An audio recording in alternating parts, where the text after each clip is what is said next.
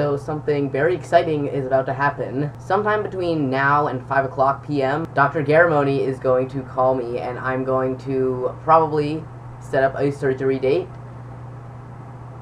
Every time my phone buzzes, I, think I die, because my heart just, dies. I was, all prepared for him to call during one of my classes, and I was like, I'm gonna have to leave, and it's gonna be weird, and he never did, but he has until 5 to call. After I set up the consultation, I hung up the phone, and I started, running around my house screaming. I had so much positive energy that I needed to burn, and I just was yelling.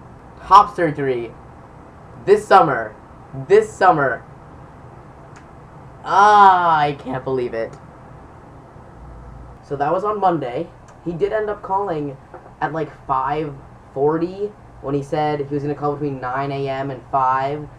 So we waited until the last minute. I ended up falling asleep after I made that video. So I did schedule top surgery. And that's what I have to say about boobs. Scheduled for June 1st. That is so soon. There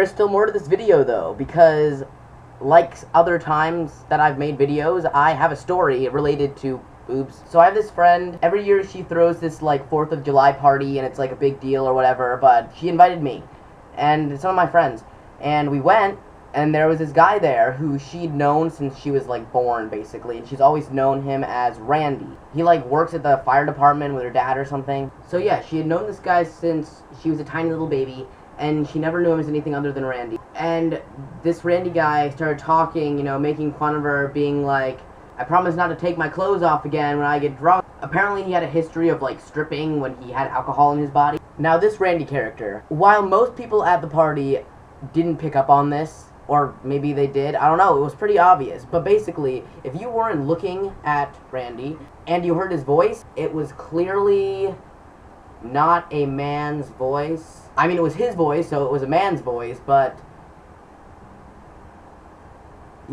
And then me and my friends, being who we are, aka, they knew about me, so they kind of knew about this whole, the whole, just, they know a little bit about gender variance. I think the same thought popped into their heads that popped into mine, that this person is obviously a trans guy. So this girl's house, she has this, in-ground pool. Randy was getting a little happy, and he just took off his shirt and jumped in the pool. And you know how little kids are really perceptive about everything, and sometimes they know you're trans and they out you, or they when you're not even out yet, they're like, you're a boy, and you're like, how do you know? And you could be 1,000 years on hormones and have chest surgery and have a 500-foot penis, and they'll be like, you're a girl. You know, little kids doing that thing. Well, everybody else who, they were told, this is Randy, this is Mr. whatever, and blah, blah, blah.